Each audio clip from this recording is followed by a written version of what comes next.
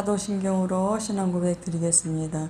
전능하사 천지를 만드신 하나님 아버지를 내가 믿사오며 그 외아들 우리 주 예수 그리스도를 믿사오니 이는 성령으로 잉태하사 동정녀 마리아에게 내시고 본디오 빌라도에게 고난을 받으사 십자가에 못 박혀 죽으시고 장사한 지 사흘 만에 죽은 자 가운데서 다시 살아나시어 하늘에 오르사 전능하신 하나님 우편에 앉아 계시다가 저리로서 산자와 죽은 자를 심판하시리라. 성령을 믿사오며 거룩한 공예와 성도가 서로 교통하는 것과 죄를 사하여 주시는 것과 몸이 다시 사는 것과 영원히 사는 것을 믿사옵나이다. 아멘.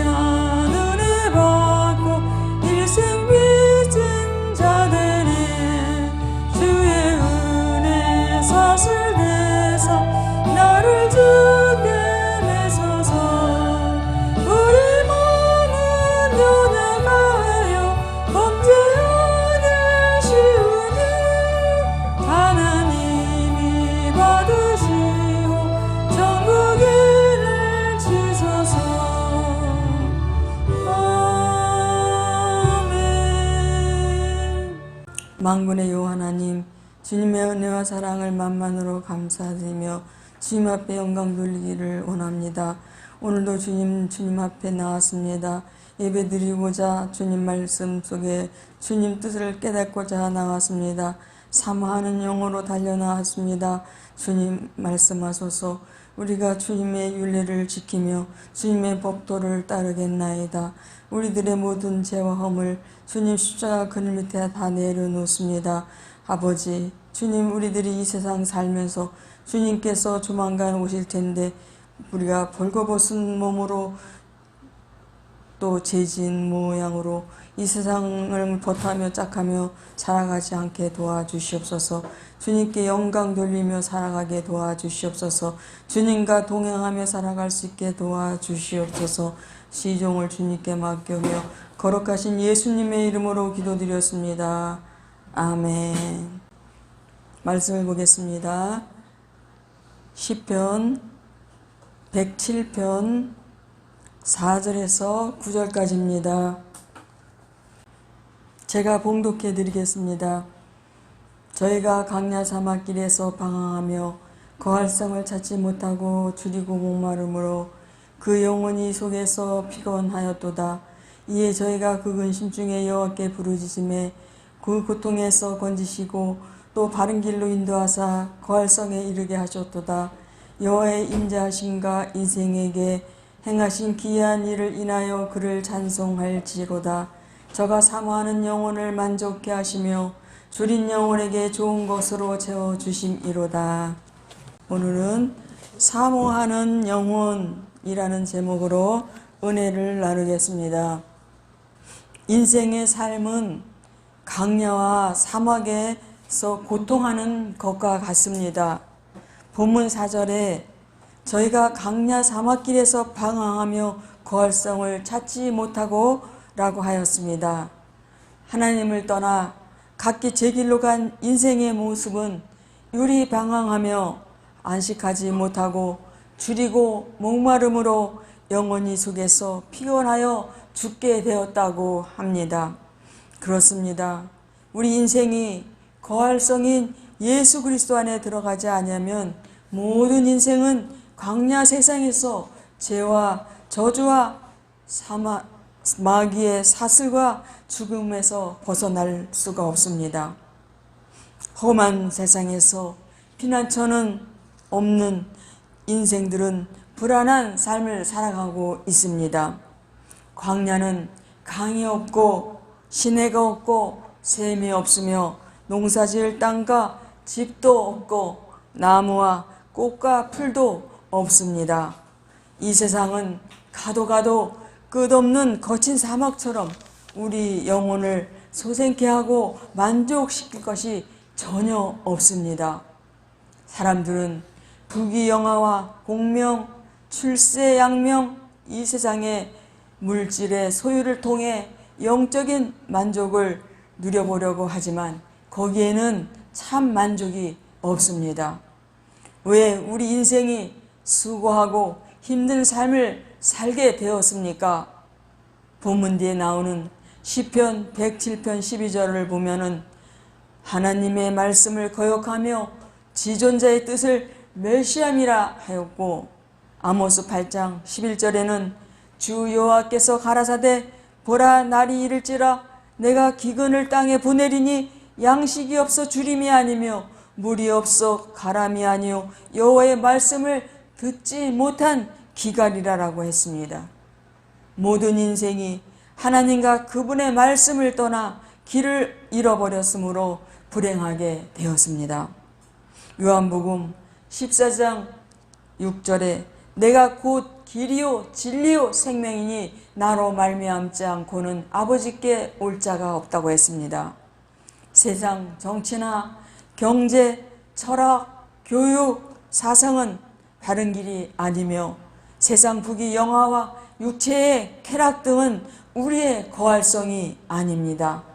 바른 길은 오직 예수 그리스도요, 우리가 거할성도 오직 예수 그리스도입니다. 광야의 고통에서 벗어나는 길은 오직 하나님을 찾는 것입니다. 본문 말씀 6절에 이에 저희가 그 근심 중에 여호와께 부르짖음에 그 고통에서 건지시리라 라고 하였고, 13절에도 이에 저희가 그 근심 중에 여호와께 부르짖음에 라고 하였으며, 19절에도 이에 저희가 그 근심 중에서 여호와께 부르짖음에 라고 하였습니다. 사막에서, 바다에서, 모든 고난 가운데서 하나님께 부르짖었더니 하나님께서 건지셨다는 것입니다. 그러므로 우리는 하나님을 찾아야 합니다. 아모스 5장 4절에서 5절에 보면 여호와께서 이스라엘 족속에게 이르시기를 너희는 나를 찾으라 그리하면 살리라. 베델을 찾지 말며 길갈로 들어가지 말며 브엘사바라도 가지 말지어다. 길갈은 정령 사로잡히겠고 베델은 허무하게 될 것임이니라 하셨나니 라고 하였습니다. 여기서 베델은 우상 숭배를 말하고 길갈은 인간의 방법을 말합니다. 인간의 방법이나 우상은 우리의 살 길이 아닙니다. 오직 인생의 살 길은 하나님께 있습니다. 그러므로 우리는 오직 하나님만을 찾아야 합니다. 본문 말씀 6절에서 7절에 이에 저희가 그 근심 중에 여호와께 부르짖음에 그 고통에서 건지시고 또 바른 길로 인도하사 거할성에 이르게 하셨도다 라고 하였습니다. 여기서 고통은 피할 곳이 없는 난간을 말하는데 인생이 당하는 모든 고난, 즉 인생의 모든 불안과 절망, 근심 같은 것을 말합니다. 그렇지만 이 세상 어떤 고난의 문제라도 하나님께 부르짖으면 그분이 해결해 주십니다. 어떤 이들은 부르짖는 것은 무식한 사람이나 하는 짓이라고 말하는데 부르짖는 것은 무식한 것이 아닙니다. 여러분이 만약에 물에 빠졌으면 살려주시오 이러겠습니까? 사람 살려 그러지 않겠습니까? 어려움을 당할 때 부르짖는 것은 지극히 정상입니다. 모든 동물의 본능은 고통당할 때 부르짖습니다. 산모가 아이를 해산할 때 그 고통 중에 소리를 지릅니다. 저도 큰아들을 임신했을 때 동네 개인병원을 산부인과 병원을 정기적으로 검진을 하면서 거의 날달이 되었는데 아기가 예정일 20일이 지났는데도 산통이 없어 병원에 가니 의사가 자기 병원에서는 위험할 수 있으니 건국대병원에 소견서를 써주어 거기로 갔습니다. 금요일에 갔는데 산부인과에 내가 제일 먼저 왔는데 다른 산모들이 계속 와서 5명의 산모가 대기실에 있었습니다. 다른 분들은 5시간 만에 아기를 낳고 7시간 만에 아기를 낳는데 저는 산통도 없고 낳을 기미도 없자 촉진제를 놔주었습니다. 아기 낳다가 또 변을 볼 수 있기 때문에 간장을 하였습니다. 다른 산모들이 아기를 낳는데 소리를 지르고 난리였고 거의 아기 낳을 때면 진입구를 가위로 절개를 하고 아기를 낳으면 그 절개한 부분을 꼬매는데 그 당시는 그 절개하고 꼬매는 거를 마취도 안 하고 그냥 절개하고 꼬매었습니다.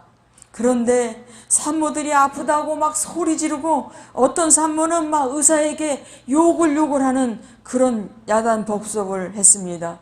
저는 이 소리를 들으며 엄청 겁이 났습니다. 4명의 산모가 다 순산할 때 저는 그때쯤 산통이 오기 시작했습니다. 저는 25시간을 산통을 하였는데 아무것도 먹을 것이 없어서 너무나 배가 고프고 힘이 들었습니다. 간호사들은 옆에서 빵과 과자 같은 걸 먹으면서 저보고 배고프시죠? 그래도 참으셔야 합니다. 25시간을 아무것도 먹지 않는 데다가 관장까지 했으니 제 몸은 완전히 허했습니다. 촉진제를 맞아서 통증이 보통 그냥 순산하는 그런 통증이 아니라 어마어마한 다른 산모보다 2배는 더 아픈 그런 촉진제를 맞았기 때문에 그랬습니다. 그래서 너무 아파서 막 소리 고래고래 막 그러니까 의사가 너무 이제 계속해서 아기를 받아내니까 저에게는 너무 지쳐서 마취제를 놓아서 질을 절제하고 그리고 꼬맬 때도 다 마취를 한 상태로 꼬맸습니다. 그날은 토요일이었기 때문에 전문의는 다 퇴근하고 당직 의사가 5명의 아기를 받아냈는데 너무 피곤하니까 저에게 마취 주사를 놓은 것입니다. 그런데 마취 주사를 놓으면은 상처 부위가 금방 아물지 않기 때문에 마취를 안 한다고 합니다. 사람들은 그 사람의 입장이 되어 보지 않으냐면 남의 고통을 모르는 법입니다. 저도 암에 걸리고 또 우울증도 걸려 진짜 아픈 사람들을 보면은 남 얘기 같지 않고 정말 그들을 정말 불쌍히 여기고 그런 마음이 더 다른 사람보다 더 측은하게 느끼는 그런 것 같습니다.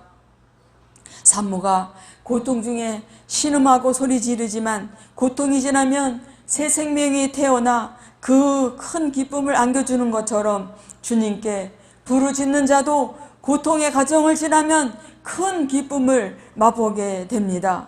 그러므로 고통이 올 때 큰 소리로 부르짖고 간절히 호소할 필요가 있습니다. 존 버녀는 기도는 영혼의 방패요 하나님께 드리는 제물이며 사탄을 향한 채찍이다 라고 했습니다. 딕 이스트만은 사탄은 가장 연약한 성도일지라도 그가 기도의 제단 앞에 무릎 꿇는 것을 볼 때 벌벌 떤다고 했습니다. 사람은 큰 소리를 내면 부담스러워하거나 조용히 하라고 싫어합니다. 아무리 친한 사람이라도 했던 이야기를 계속하면 듣기 싫어합니다. 그러나 하나님 아버지는 기도하고 또 부르짖어도 부담스러워하거나 싫어하지 않습니다. 오히려 또 기도하고 또 부르짖어 기도하는 것을 기뻐하고 좋아하십니다. 성경을 보면 소경 바디메오가 예수님을 향하여 크게 소리 질렀을 때 많은 사람들은 그를 향하여 이 거지야, 이 소경아, 잠잠해! 라고 꾸짖고 주님께 가는 길을 방해했습니다. 이와 같이 사람들은 소리 지르는 것을 좋아하지 않습니다.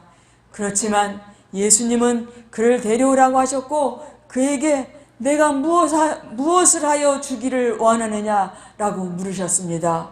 소경이 네 보기를 원하나이다 라고 하자 내 소원대로 될지어다 라고 하시니 즉시 눈이 떠져 보게 되었습니다. 또 수르보니게 여인이 내 딸이 흉악히 귀신 들렸나이다 내 딸을 구원하소서 라고 소리 지르자 예수님의 제자들이 저 여인을 돌려보내십시오 라고 했습니다. 사람들은 이처럼 자기 일이 아니면 귀찮아하고 소리 지르고 불쾌해합니다. 그러나 예수님은 부르짖는 여인의 소원대로 딸에게서 귀신을 쫓아내셔서 여인에게 큰 기쁨과 행복을 안겨주었습니다. 주님은 부르짖는 자들을 결코 외면하지 않으십니다. 성도들의 부르짖는 기도를 기독교인의 최고의 무기요 인간의 불가능을 뒤집는 능력인 것입니다. 성경은 부르짖는 기도에 대해 많은 기록하여 도전을 주고 있습니다. 홍해를 만난 이스라엘 백성들은 두려워하며 원망하며 불평했지만 모세는 부르짖었더니 하나님께서 홍해를 갈라주셨습니다. 마라의 쓴물을 만났을 때도 백성들은 원망했지만 모세는 하나님께 부르짖어 기도하였더니 하나님께서 한 나뭇가지를 물에 던지게 하심으로 그 물이 닳아져 모든 백성이 물을 마시게 되었습니다. 르비딤에서도 마실 물이 없어서 고통당할 때 모세는 부르짖어 기도하였고 하나님께서 응답하셔서 반석에서 물이 터쳐나오게 되었습니다.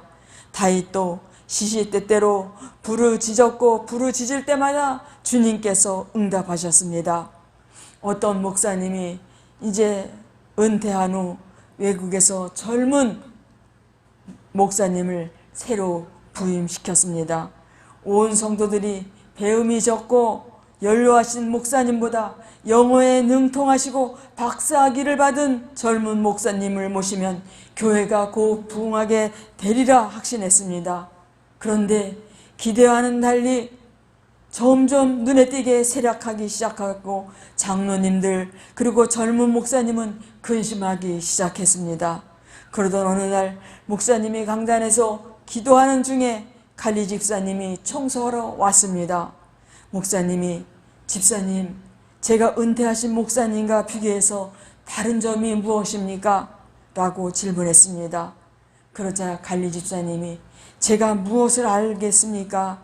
다만 목사님이 부임하신 이후 강단의 카펫을 청소한 일이 너무나 쉬워졌습니다. 그랬더니 목사님이 놀라서 그게 무슨 말씀입니까?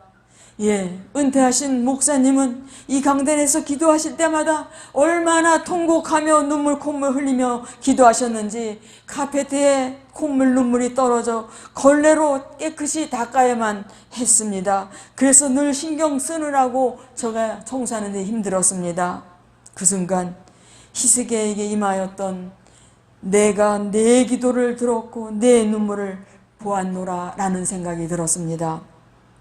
무엇보다도 영혼을 향한 간절한 눈물과 통곡하며 부르짖는 기도의 침체를 비로소 발견하게 되었습니다. 눈물을 흘리며 씨를 뿌리는 자는 기쁨으로 거두리로다. 울며 씨를 뿌리러 나가는 자는 반드시 기쁨으로 그 곡식단을 가지고 돌아오리로다. 제가 윤 권사님, 우리 큰아들 친구의 어머니 윤 권사님이 감사헌금을 하셨습니다. 그전에도 보면 감사헌금을 하실 때면 태김이 형제가 11조를 안 했습니다. 그래서 이번에도 윤 권사님이 감사헌금을 했으니 우리 정 형제가 11조를 안 하겠구나 그렇게 생각을 했습니다. 그러면서 하나님 전도헌금을 많이 주셔야 제가 아주 열심히 전도를 합니다. 물질을 채워주세요. 전도헌금을 많이 채워주세요. 또 김강숙 그 씨하고 점심을 먹어야 되는데 한번 밥 산다고 한 지가 벌써 몇 년이나 지났습니다. 근데 밥도 사줘야 됩니다. 아버지, 주님께서 김강숙 씨와 밥 먹기를 원한다면 처음 사주는 건데 싸구려 사줄 수는 없지 않습니까? 그렇다면 우리 태김이 형제가 11조를 할 수 있게 해주세요. 그랬더니 그 다음날 태김이 형제가 항상 11조를 한 보름 15일 정도 했는데 그저께 11조를 했습니다. 그런데 태김이 형제가 11조를 안 하려고 했었나 봅니다. 그런데 그 요양병원에서 막 그 환자들 돌보고 정신없이 하는 바람에 태김이 형제가 또 질병을 얻었나 봐요. 그래서 11조를 그러면서 기도 좀 해달라고 이렇게 저렇게 바쁘게 돌보다 보니 건강을 해쳤습니다. 그래서 기도 부탁드립니다. 그런 문자가 왔더라고요. 그래서 김강숙 씨하고 점심 먹기로 약속을 했습니다. 너무나 감사하다고 김강숙 씨가 문자를 보냈습니다. 우리는 광야 세상에서 수많은 문제를 만납니다. 직장 문제, 자식 문제, 부부 문제, 사업 문제, 물질의 문제, 질병의 문제, 영적인 문제 등 숱한 환난과 시련을 당하게 됩니다. 그렇지만 문제를 가지고 하나님께 나아가 부르짖는 자는 구원함을 얻고 안식을 얻게 됩니다. 그러므로 여러분 간절히 매달리며 기도하고 주님께 부르짖어 응답받고 복을 누리시기를 축복합니다. 9절에 저가 사모하는 영혼을 만족케 하시며 줄인 영혼에게 좋은 것으로 채워 주심이로다 라고 했습니다. 세상의 것은 사모해봐야 별 볼일 없다는 것을 알게 됩니다. 대통령의 자리도 임기 때는 대단한 것 같지만 임기가 끝나기도 전에 허무함을 느낍니다. 오히려 잘 살지 못하는 나이지리아, 방글라데시 같은 나라의 국민들이 행복지수가 높다는 통계가 나왔습니다. 무엇을 말해줍니까? 소의 가다나 물질의 유무가 결코 행복을 보장해 주지 않는다는 것입니다. 인생이 원하는 명성이나 부귀영화, 권력은 지나가면 다 헛될 뿐입니다. 은을 사랑하는 자는 은으로 만족함이 없고 풍부를 사랑하는 자는 소득으로 만족함이 없나니 이것도 헛되도다. 저가 모태에서 벌거벗고 나왔은즉 그 나온 대로 돌아가고 수고하여 얻은 것을 아무것도 손에 가지고 가지 못하리니 라고 했습니다. 저가 비록 천년의 갑절을 산다 할지라도 낙을 누리지 못하면 마침내 다한 곳으로 돌아가는 것뿐이 아니냐라고 했습니다. 인생은 짧고 허무하기에 이 땅에 사모할 것이 없다는 말씀입니다. 세상 부귀영화를 다 누려본 솔로몬 왕이 전도서 12장 13절에 일의 결국을 다 들었으니 하나님을 경외하고 그 명령을 지킬지어다. 이것이 사람의 본분이니라 라고 했습니다. 모든 인생이 사모해야 할 것은 오직 하나님 한 분뿐임을 가르쳐주고 있습니다. 하나님을 사랑하고 그 나라를 사모하고 신령한 것을 사모하고 영적인 것을 사모하면 내 영혼이 잘되고 범사가 잘되고 강건하게 되고 생명을 얻되 더 풍성히 얻는 것을 믿으시기 바랍니다. 하나님께서는 주님의 나라와 그의 의를 구하는 자에게 이 모든 것을 더하여 주십니다. 이사야 55장 1절에서 2절에 너희 목마른 자들아 물로 나오라. 돈 없는 자도 오라. 너희는 와서 사 먹되 돈 없이 값 없이 와서 포도주와 젖을 사라. 너희가 어찌하여 양식 아닌 것을 위하여 은을 달아주며 배부르게 못할 것을 위하여 수고하느냐. 나를 정종하라. 그리하면 너희가 좋은 것을 먹을 것이며 너의 마음이 기름진 것으로 즐거움을 얻으리라 라고 했습니다. 누구든지 하나님을 사모하면 그분이 주시는 은혜 안에서 참 만족을 누리게 됩니다. 누가 이 복을 받습니까? 믿음의 입을 넓게 열고 사모하는 자에게 주십니다. 제가 유튜브로 원중상 선교사님의 신유 역사를 가끔 봅니다.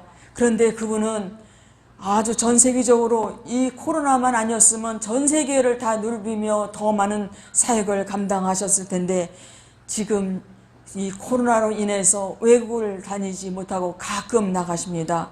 그런데 이분을 이렇게 보면은 한 20년 전에 이분 같은 가다마이를 입으셨어요. 항상 보면 소탈하시고 그냥 수수하셨어요. 그런데 기도를 참 많이 하시나 봐요. 그런데 이 원중상 선교사님의 사역을 보면은 진짜 사람이 이루 말할 수 없는 고통에 빠진 병, 의학으로 고칠 수 없는 병, 그런 병들을 막 고치고 걷지도 못하는 사람들을 걷게 하고 휠체어에 타고 온 사람들도 휠체어를 던져버리고 뛰고 팔이 이렇게 올라가지 않는 사람도 팔을 뒤로 돌리고 그럽니다. 그런데 그 사역 중에서 가장 신기한 것은 살이 빠지는 거예요. 이분한테 안수를 받으면 살이 5kg나 갑자기 그냥 안수 한번 받았는데 살이 5kg가 빠지고 키가 작은 사람이 키가 5cm씩 4cm씩 그렇게 키가 커지는 거예요. 그런 사역을 하는 거예요. 여러분들은 아마 에휴 무슨 그럴 일이 있을까 이렇게 생각하지만 여러분 우리 영혼이 주님의 은혜를 사모하면 주님께서 만족함을 주실 것입니다. 하나님 앞에 나와서 도움을 구한 사람치고 공수로 돌아간 사람이 없습니다. 하나님은 우리의 사모하는 마음을 보십니다. 주님의 풍성이 우리에게 있기를 원하고 신령한 은사가 있기를 원한다면 주님의 은혜를 간절히 사모하시고 자신을 비우고 영적인 목마름으로 주님을 갈망하시기 바랍니다. 그리하여 영혼의 만족을 얻고 좋은 것을 받아 누리는 성도들이 되시기를 축복합니다. 기도하겠습니다.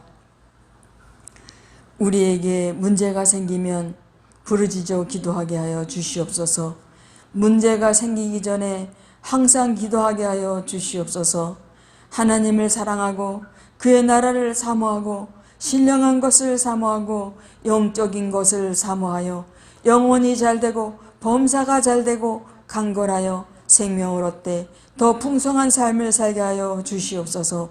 하나님께서는 주님의 나라와 의를 구하는 자에게 이 모든 것을 더하여 주신다는 걸 믿고 간구하여 모든 문제를 응답받고 승리의 삶을 살게 하여 주시옵소서.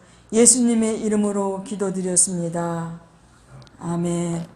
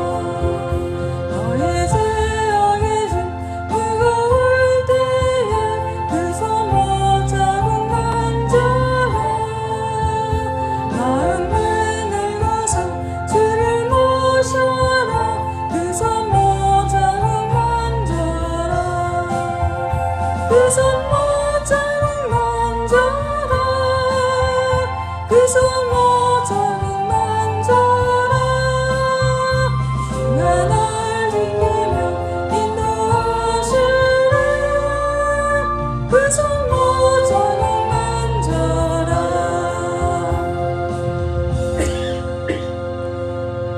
이 시간에 가지고 나온 기도 제목을 위해서 통성으로 기도하는 시간을 갖겠습니다.